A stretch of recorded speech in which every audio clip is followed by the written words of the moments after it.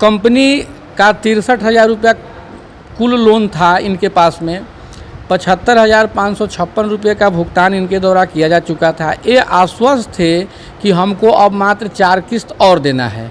इस बात की जानकारी कंपनी को हुई कि भाई अब इनको तो 4 किस्त देना है। स्टेटमेंट में अब कंपनी क्या कर दिया कि उसमें 37 किस्त का जिक्र कर दिया कि नहीं, अब 37 किस्त आपको देना है। और हम क्लियर कर देते हैं कि कोई भी व्यक्ति जो चौपाल समाचार को देख रहे हैं, आप चौपाल समाचार के माध्यम से या डायरेक्ट अगर आप आते हैं तो आप बिल्कुल इतना आश्वस्त होकर के आइए कि हम जा रहे हैं वहाँ पर, आपका केस बिल्कुल फ्री ऑफ कॉस्ट में हम लड़ने के लिए तैयार हैं, बशर्ते कि आपका मैटर जेन्युइन होना चाहिए। और आर्थिक रूप से कमज़ोर व्यक्ति हैं उनके लिए हम एकदम हर कदम पर हर वक्त हम साथ हैं। मामला लेकिन फाइनेंस कंपनी से रिलेटेड ज़रूर होना चाहिए।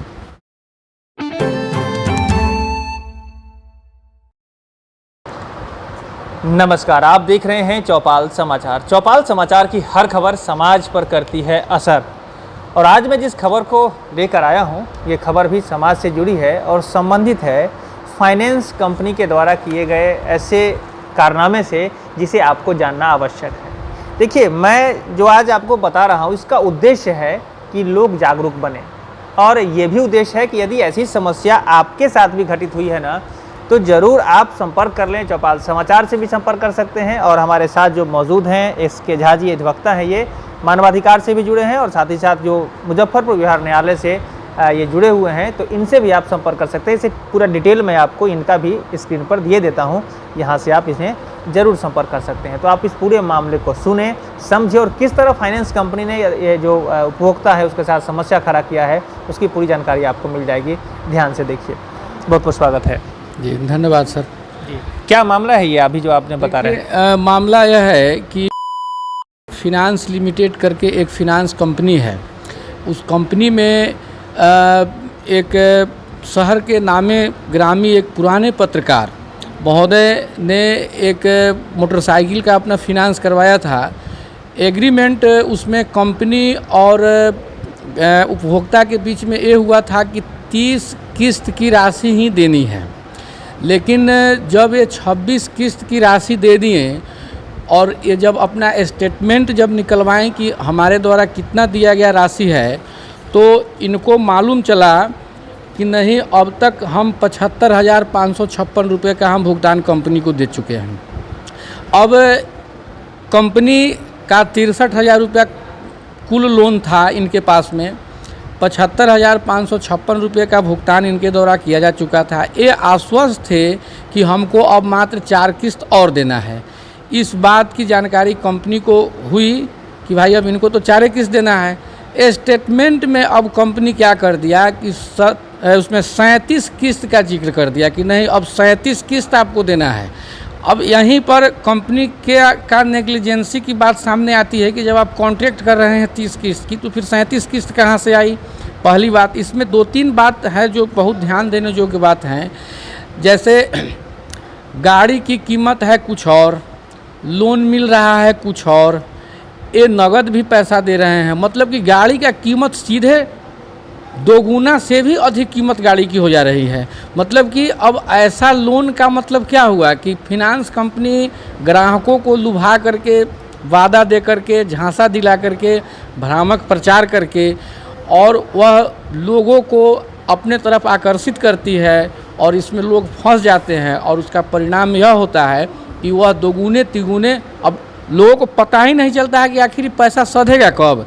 जी, हम उस पर आते हैं।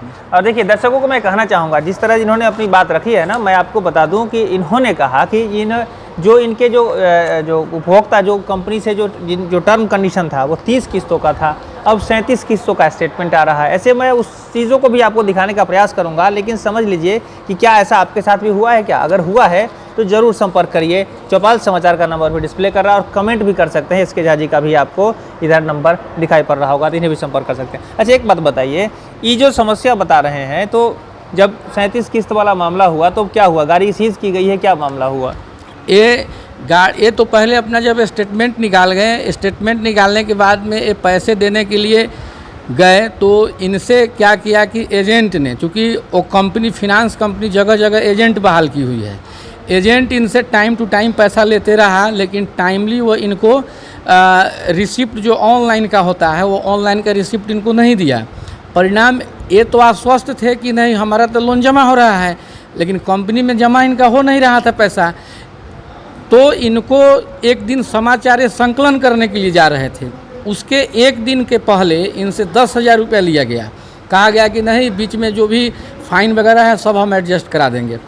जिस कोरोना के लॉकडाउन की अवधि में सरकार का यह आदेश था और honourable supreme court of India का भी डायरेक्शन था, उस बीच में भी इनसे पूरा पैसा लिया गया और उस पैसा का भुगतान इन्होंने किया है। 10,000 रुपया इन्होंने दिया है कंपनी के कर्मी को, उसका ही गए रसीद लेने के लिए, अभी मांग रहे हैं रसीद, वो इनका गाड़िए ले लिया।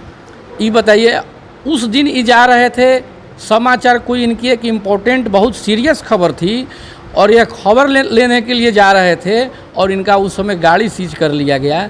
यह कितनी दुखद बात है कि एक टाउन का एक रीजनेबल व्यक्ति को के साथ में अगर कंपनी इस ढंग का बात कर रहा है तो जो सामान्य ग्राहक है उनके साथ प्रतिदिन किस तरह से टॉर्चर किया जाता होगा, यह तो सोचने और समझने की बात है।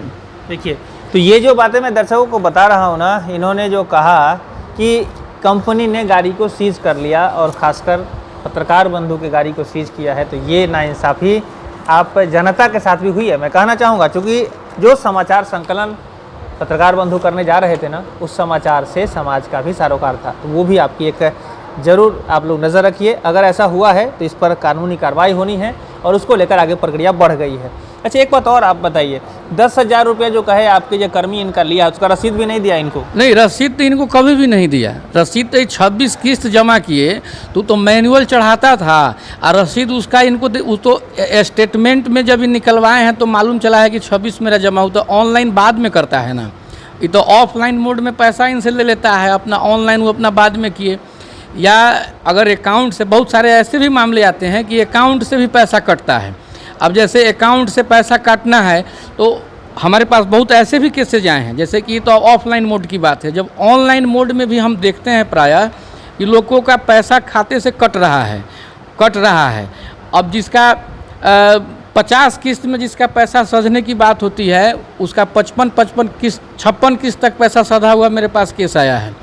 अब उसको पता ही नहीं चल रहा है कि हमारा पैसा सधा भी है कि नहीं सधा है। अब ये जग गए हैं कि पूछने के लिए कि हमारा पैसा कितना बकाया है, तो अब इनको एक बिल थमा दिया है और उस बिल में वो 35 या 37,000 रुपया का बिल दे दिया है कि नहीं उतना है। ये जोड़ रहे हैं तो बता रहे हैं कि नहीं हमारा तो सारा पैसा सध गया है, 4 किस्त की बात है।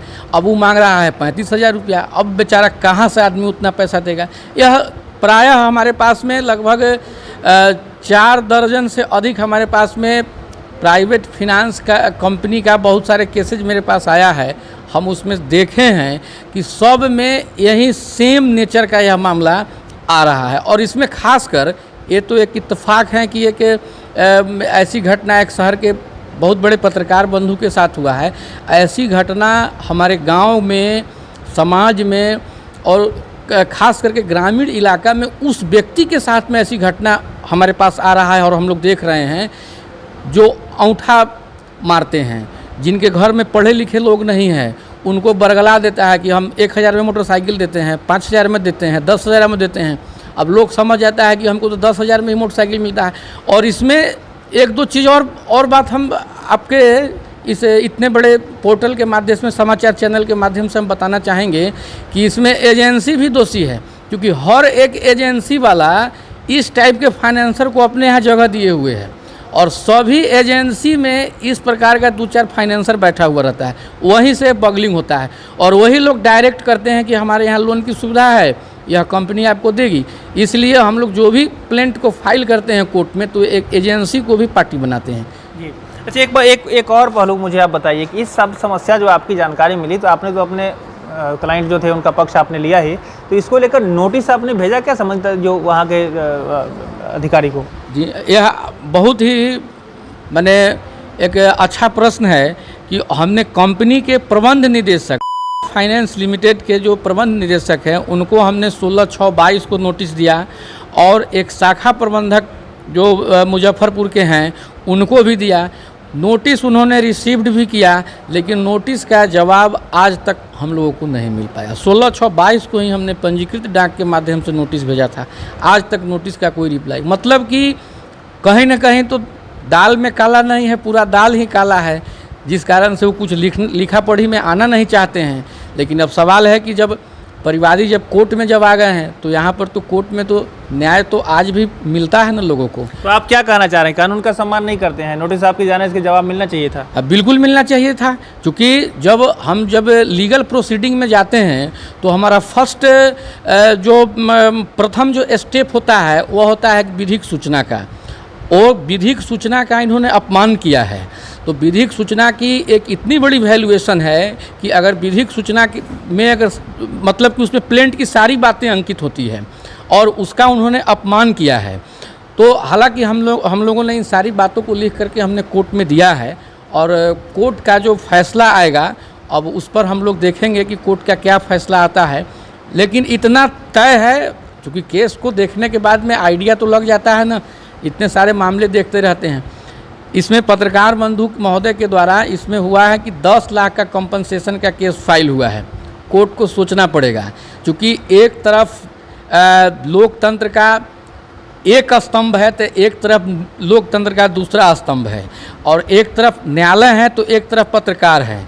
अब यहाँ पर बात अब आ गई हुई है, अब और बीच में वह कंपनी है, तो वह कंपनी में जो अब के समय में अगर कोई चाहे कि नहीं हम ब्रिटिशकालीन जो कंपनी थी ईस्ट इंडिया कंपनी, हम उसके धड़े पर चले, तो यह अब संभव नहीं है, यह अब कतई पॉसिबल नहीं है। हमें पूरा विश्वास है कि आने वाले समय में न्यायालय का जो आदेश होगा बहुत ही लैंडमार्क डिसीजन इसमें होगा, बहुत लैंडमार्क डिसीजन होगा इसमें।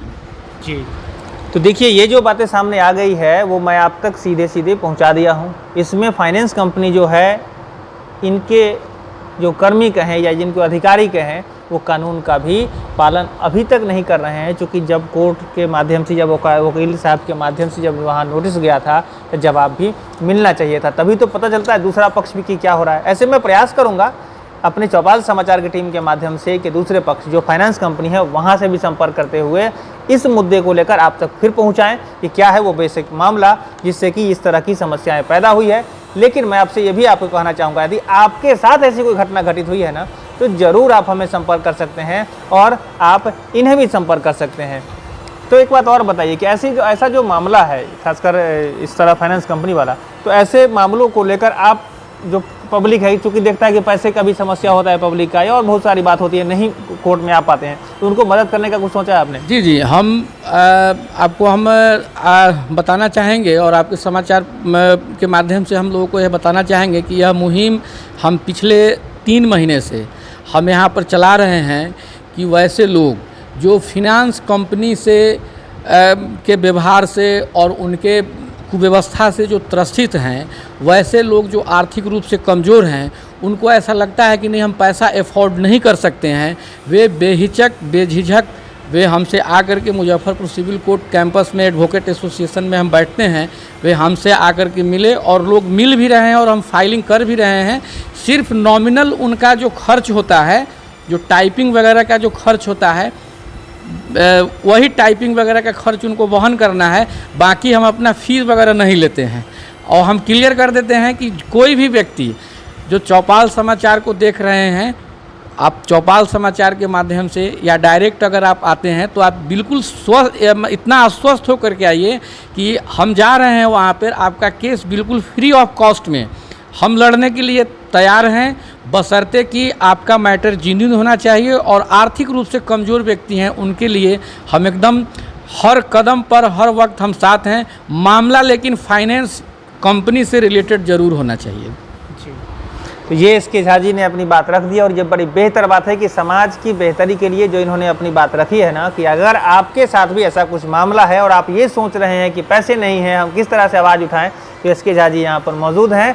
अपनी इस जो पेशा वकालत जो प्रोफेशन है उसमें सामाजिक सरोकार की जो बात है उसको लेकर ये पूरा तत्पर रहते हैं, समाज की सेवा करते हैं। हमने महसूस किया है, तो आपकी भी मदद होगी, मैं आशा रखता हूँ।